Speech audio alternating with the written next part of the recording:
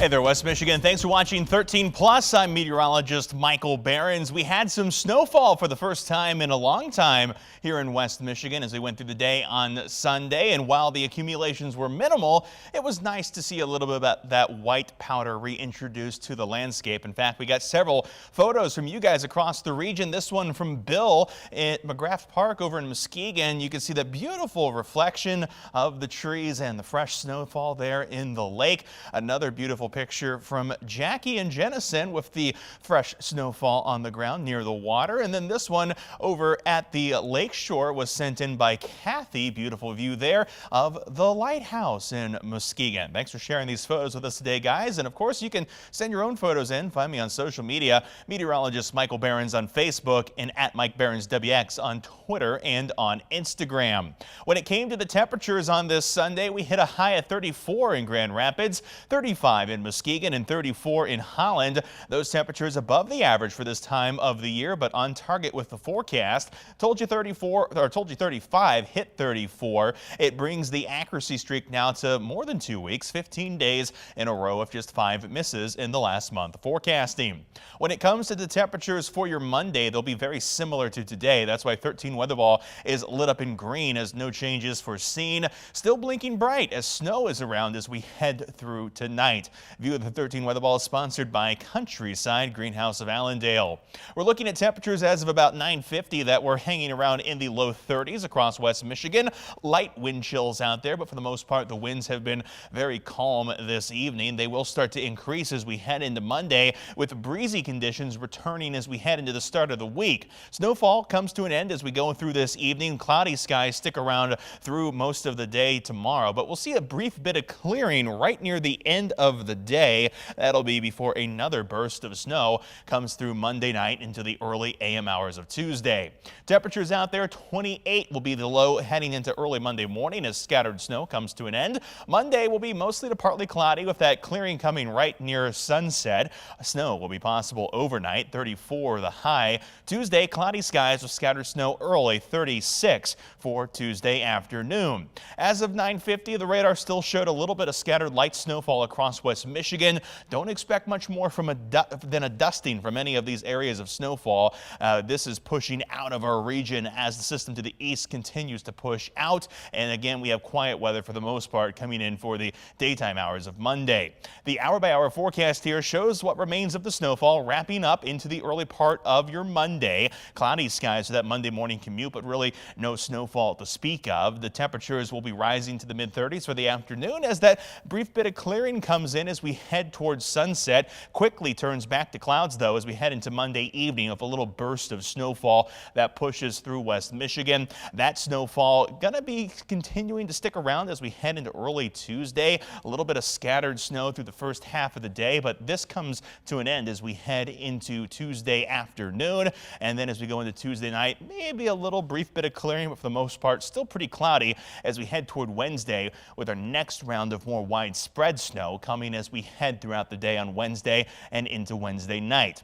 When it comes to snow accumulation from the start of the week, maybe another inch or so in a few spots would be about it. But again, temperatures both Monday and Tuesday will be above freezing during the afternoon, so it's going to make any of this pretty hard to stick around.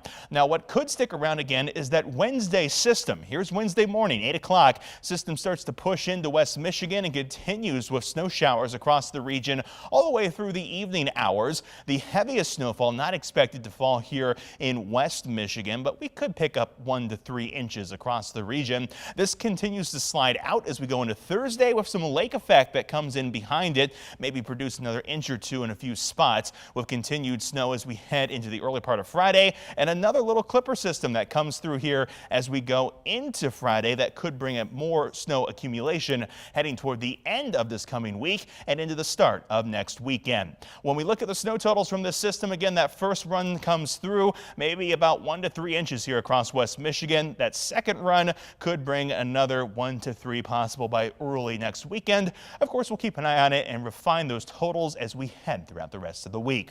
Temperatures for your Monday will be in the mid-30s along the lakeshore. Breezy conditions. Dry during the day, but the snow comes in for the overnight hours and into early Tuesday. Low 30s for our northern zones of temperatures that'll be hanging around 34 in Grand Rapids, 30 35 in Kalamazoo. 13 on your side, 10-day outlook. Temperatures stay near to above average through most of this week, with those snow chances as we head toward Wednesday and a small chance again Monday night and early Tuesday. Lake effect Thursday, more snow chances Friday and Saturday, and a wintry mix will close out next weekend before the temperatures finally start to go below average, with the second half of this forecast seeing highs mostly in the 20s.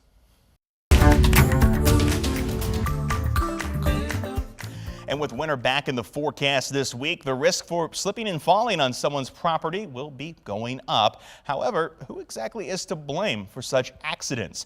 Gordon Severson from our sister station, KARE 11 in Minneapolis, spoke to a lawyer about how things work in Minnesota, and for the most part, they are very similar to the laws here in Michigan. During Minnesota winters, ice is unavoidable. It's literally everywhere you look. But what happens when you slip and fall in the ice and get hurt, or someone else gets hurt on your property? Who's liable and who has to pay? We get calls almost every day for slip and fall cases. David Rockland says it's a common request at his law firm, but rarely do those calls turn into cases. 1 out of every 20 or 30 calls that we get probably are cases we can take. That's because slip and fall cases are complicated. It's commonly thought that if you fall or you're injured on someone's property, the property owner is automatically responsible, and unfortunately that's not true. Rockland says the property owner is only responsible if they did something wrong or failed to do something, and that is open for interpretation. An insurance company could argue that the property owner didn't need to salt because the ice really wasn't that bad. Or just by living in Minnesota, you should assume that there is ice everywhere. We hear that a lot. If you don't want to slip and fall, move to Florida. Rockland says if you're a home or property owner, almost every insurance policy covers slips and falls, so you're protected. On the other side, he says people who are injured do have another option besides filing a lawsuit. If you need help with co-pays or deductibles on your own health insurance, you can call the property owner, talk to their insurance, ask if they have medical payment coverage. Rockland says that money can only be used for medical bills, and it's usually not much, but it's something. But if you do happen to fall on the ice and get injured, Rockland says you should still call a lawyer for some advice to figure out if you do have a case. You should jot down as much information as you can and also maybe take a few pictures of the scene. That will help the lawyer figure out your own unique situation. Gordon Severson, KARE 11 News.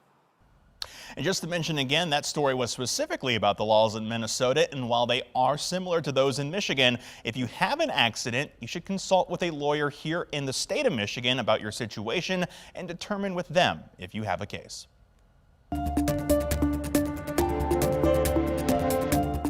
Sunny days are in short supply this time of year, and that means many people aren't getting enough vitamin D. A registered dietitian with the Cleveland Clinic explains that many people already have a vitamin D deficiency, and that a lack of vitamin D from sun can explain why some are feeling so down when the sun doesn't show for a long time. Val Lego reported on this story earlier this week before her final day with 13 on your side. Vitamin D is really essential, especially when we're talking about bone density. It works really well with calcium. A lot of times what happens is if we're not getting enough calcium in our diets, the body actually will decrease the calcium stores. So vitamin D kind of helps maintain those calcium stores to keep our bones nice and strong. A lot of research actually does support that vitamin D helps with overall mood. Registered dietitian Beth Chironi with Cleveland Clinic explains that many people have a vitamin D deficiency, and a simple blood test can tell you for sure. However, some warning signs of a deficiency can include fatigue, bone pain, muscle weakness, and mood changes. When it comes to getting enough of the so-called sunshine vitamin this winter, certain foods can help. Chironi says fatty fish like salmon, tuna, mackerel, and sardines are all good options, as well as mushrooms, egg yolks, and milk fortified with vitamin D. She also encourages people to talk to their doctor to see if a vitamin D supplement is necessary.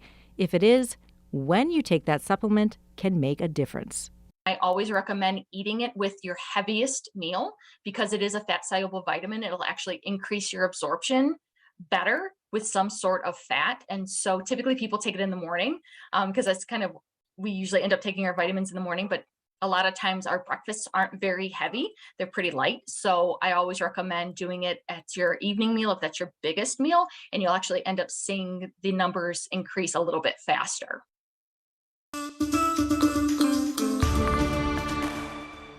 Now let's take a look at some trending stories. Scientists in Chile have unearthed the southernmost dinosaur fossils ever found outside of Antarctica, including fossils of a megaraptor, which existed around 70 million years ago. The fossils were found in a valley in southern Chile. Scientists also discovered the remains of velociraptors that they believe would have been covered in feathers. Studies of these specimens revealed more information on the conditions of the meteorite that is believed to have triggered the dinosaur's extinction.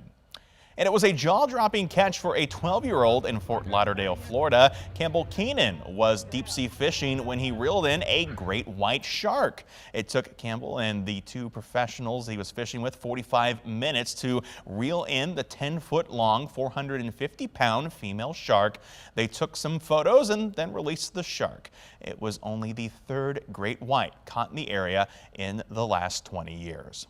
And now that you're updated on the weather here in West Michigan and some stories from around the country, you can always find more at 13onyourside.com or by downloading the 13 on Your Side news and weather apps. For now, thanks for watching 13 Plus. I'm meteorologist Michael Behrens.